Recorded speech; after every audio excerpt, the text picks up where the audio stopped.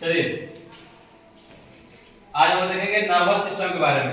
इसके पहले हम देखे थे पोषण के बारे में, ठीक है। शरीर में कौन कौन से पोषण की आवश्यकता होती है, पोषण कितने प्रकार का होता है, उसके बारे में हम चर्चा किए थे। आज हम लोग नर्वस सिस्टम के बारे में देखेंगे। नर्वस सिस्टम का मतलब तंत्रिका तंत्र। क्या होता है? तंत्रिका तंत्र। तो तंत्रिका तंत्र के बारे में देखेंगे। पूरे शरीर को कंट्रोल करने वाले जो सिस्टम को हम लोग क्या कहते हैं? नर्वस सिस्टम कहते हैं। जो हम लोग पूरे शरीर को जो सिस्टम कंट्रोल करता है उसको क्या कहते हैं? Nervous system. यानी इस सिस्टम में जो भी प्रक्रिया मतलब जो प्रक्रिया में भाग लेता है उस सभी को मिलाकर क्या कहते हैं? सिस्टम कहा जाता है, यानी तंत्र कहा जाता है। जैसे कंप्यूटर है तो कंप्यूटर में बहुत सारा सिस्टम लगा रहता है, माउस रहता है, कीबोर्ड रहता है, यूपीएस होता है, सीपीयू होता है, सबको मिलाता है तब एक उसको क्या कहते हैं? सिस्टम कहते हैं ना। तो ऐसे ही तंत्रिका तंत्र बहुत सारे पार्ट्स के अंदर भाग लेता है, उन सबको मिलाकर क्या होता है? तंत्रिका तंत्र होता है। नर्वस सिस्टम का मुख्य हिस्सा ब्रेन होता है। क्या होता है? ब्रेन होता है। ब्रेन क्रेनियम नामक हड्डी के अंदर बंद है। जो ब्रेन है हम लोग का, ये क्रेनियम नामक हड्डी के अंदर क्या है? बंद है। क्रेनियम में आपका 8 हड्डी पाई जाती है। कितना हड्डी पाई जाती है? 8 हड्डी। वो 8वां हड्डी जो होता है बहुत मजबूत होता है, क्योंकि वो जो हड्डी का जो जॉइंट होता है वो रिश्तेदार होता है। कभी कभी खोपड़ी देखिएगा मतलब मुर्दा का, तो मुर्दा का आपके पास खोपड़ी आएगा ना तो कुछ इस तरह का खोपड़ी आपको दिखाई देगा। इसमें ऐसे लाइनिंग रहता है, देखिए ना आप लोग, उसको लाइनिंग रहता है हड्डी पे। जो खोपड़ी देखिएगा ना तो उसको लाइनिंग रहता है, जिसको हम रेशेदार हड्डी कहते हैं। क्या कहते हैं? रेशेदार। वो रेशेदार बहुत मजबूत होता है, इसलिए कभी कभार देखिएगा किसी का एक्सीडेंट होता है, अचानक गाड़ी इस पर चढ़ जाती है तो ब्लास्ट करता है, बहुत जोर से फटता है, ठीक है। तो कैसा जॉइंट होता है? रेशेदार होता है। इसमें कुल 8 हड्डी है और इन हड्डी का जो जोड़ होता है कैसा होता है? रेशेदार। ब्रेन मेनिंजोइड झिल्ली के अंदर रहता है। ब्रेन को डायरेक्ट हम लोग इस हड्डी के अंदर नहीं रखते हैं, क्योंकि हड्डी में जब टच होगा तो क्या होगा? इंफेक्शन हो जाएगा, इंफेक्शन फैल जाएगा। इसलिए उसके चारों ओर से झिल्ली रहती है। वो झिल्ली का नाम क्या है? मेनिंजोइड। क्या नाम है? मेनिंजोइड। मेनिंजोइड झिल्ली के अंदर रहता है, क्योंकि ब्रेन हड्डी से स्पर्श ना करे। ब्रेन का वजन 1350 ग्राम से 1400 ग्राम तक होता है। यानी पुरुष में महिलाओं की अपेक्षा 50 ग्राम वजन ज्यादा होता है। तो वो क्यों होता है? वो शारीरिक बनावट के कारण होता है, ठीक है। शारीरिक स्ट्रक्चर थोड़ा सा अलग है महिलाओं का, पुरुषों से क्या है? अलग है थोड़ा सा, उससे कम होता है। ऐसे का लॉजिक नहीं है कि हाँ महिलाओं का कम होता है पुरुष का ज्यादा होता है, वो शरीर के बनावट के आधार पर होता है। ब्रेन तंत्रिका कोशिका का बना होता है। किस कोशिका का बना होता है? तंत्रिका कोशिका।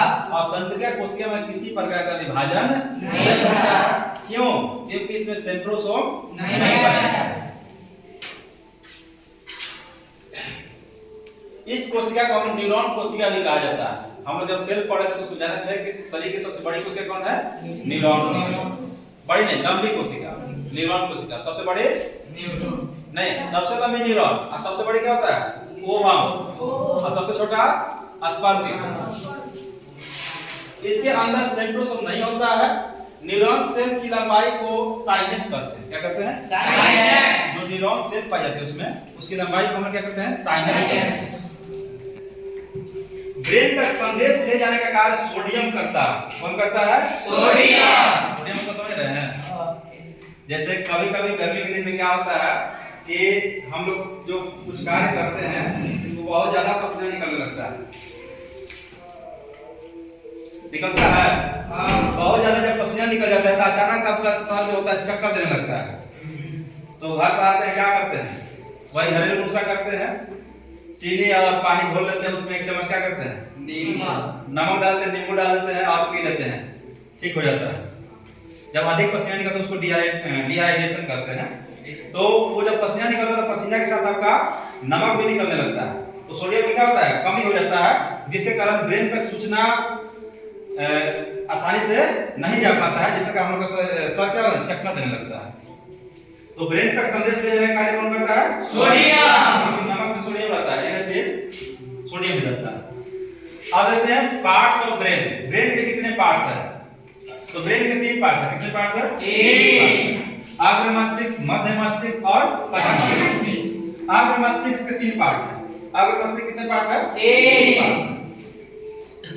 पहला का सेरिब्रम, थैलेमस और हाइपोथैलेमस। मध्य मस्तिष्क के 2 पार्ट्स है, कार्पोरा और सेरिब्रम। कार्पोरा और सेरिब्रम। और पश्च मस्तिष्क के 2 पार्ट्स है, सेरिबेलम और मेडुला। सेरिबेलम और मेडुला। मेडुला, सेरिबेलम और मेडुला। सेरिबेलम को हम लोग पेंडिकल में कहते हैं। अब देखते हैं हम इसमें एक एक करके।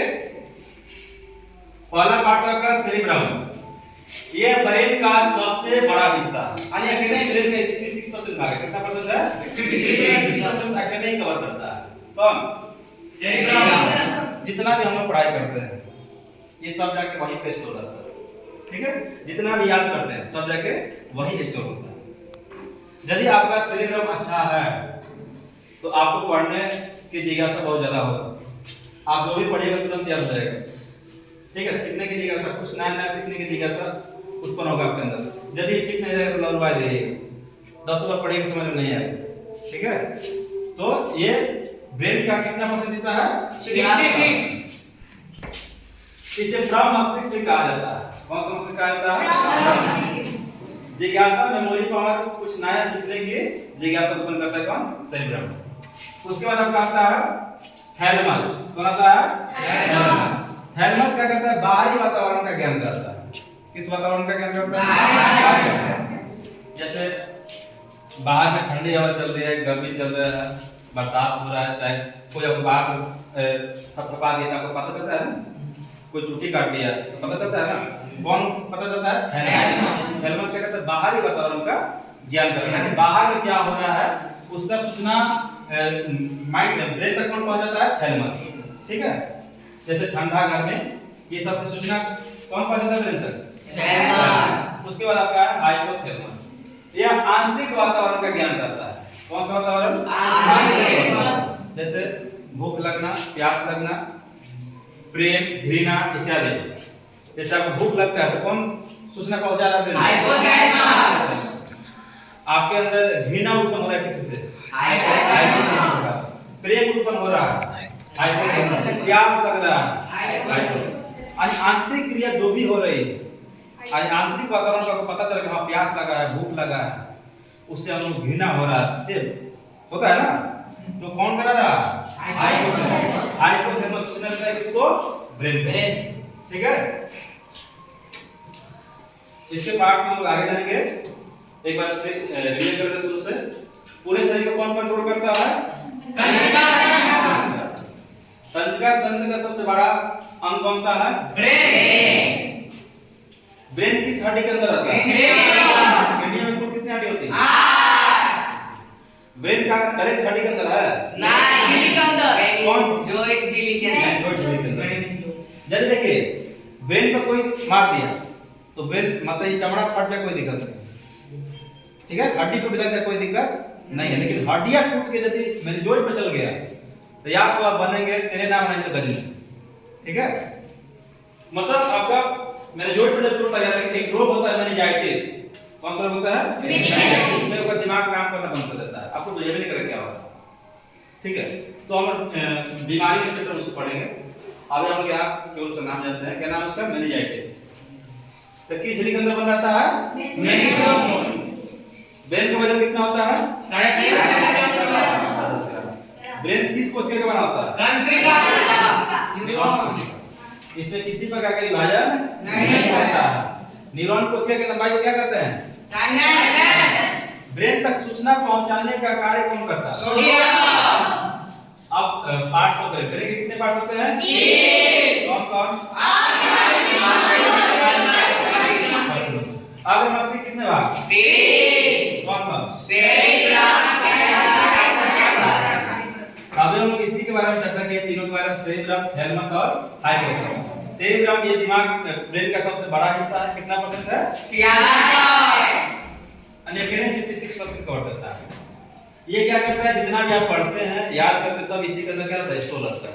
ठीक है, आप कोई चीज आपसे कोई पूछता है तो आप तुरंत सोचते हैं फिर बता देते हैं। तो देखिए देखने और सुनने का कार्य कार्पोरा करता है। आपका पूरा सुनता है अच्छा एक पल तुरंत सूचना है कहां पे शरीर में, शरीर में एक पल कैसे होता है। ठीक है, तो आगे हम पढ़ेंगे कार्पोरा के बारे में। थैलेमस क्या करता है? बाहरी वातावरण क्या करता है? बाहरी वातावरण क्या करता है? हाइपोथैलेमस क्या करता है? आंतरिक वातावरण। कभी-कभी थैलेमस डिस्टर्ब हो जाता है, कभी-कभी थैलेमस क्या होता है? डिस्टर्ब। जो शराबी लोग होते हैं, अधिक शराब पी लेते हैं, तो उन लोग का जो थैलेमस होता है डिस्टर्ब हो जाता है। ठीक है, वो नाली में गिरे या पानी में गिरे कोई पता नहीं, क्योंकि बाहरी वातावरण का ज्ञान कौन रहता है? जब आप शराब पीते हैं थैलेमस डिस्टर्ब हो जाएगा, काम नहीं करेगा। शराबी को कितना ही पीटिए उसको चोट नहीं लगेगा, चोट लगता है? सुबह में चोट लगेगा, सुबह में उसको दर्द उत्पन्न होगा, कहे कौन मारा था। यदि शरीर अच्छा है तो बता जान जाएगा हाँ फलना मार रहा है। और यदि वो डिस्टर्ब नहीं पता है तो चुपचाप रहेगा, कोई पीट दिया। लेकिन जो शराबी है उसका थैलेमस क्या करता है? काम करना बंद कर देता है। कब तक? जब तक उस नशा में है तब तक। उसके बाद काम करने लगेगा, काम करेगा तो उसको दर्द होने लगेगा, हाँ कुछ पिटाई। लेकिन जब तक वो शराब पिया रहेगा उसको बाहरी वातावरण का कोई ज्ञान नहीं रहेगा, चुपचाप रोड पर सो रहेगा, कोई पता नहीं है, कीचड़ में सो जाएगा, कोई पता नहीं, दुलत मार के मेरा कौन पता नहीं, कौन प्रभाव नहीं, क्योंकि उसको पता ही नहीं चलेगा कि बाहर हो क्या रहा है। ठीक है, तो शराब पीने से क्या सिस्टम होता है? उसके बाद हाइपोथैलेमस। हाइपोथैलेमस क्या करता है? आंतरिक वातावरण का ज्ञान करता है। आंतरिक वातावरण भूख, प्यास और घृणा, प्रेम की जान सबका क्या करता है? ज्ञान करता है। तो इसके अगले वाले वीडियो में हम देखेंगे मध्य मस्तिष्क के बारे में। मध्य मस्तिष्क में आपका क्या आएगा? कार्पोरा, सेरिब्रल, और फिर पश्च मस्तिष्क देखेंगे, इसमें आएगा सेरिबेलम और मेडुला। आगे वाले वीडियो में हम लोग चर्चा करेंगे।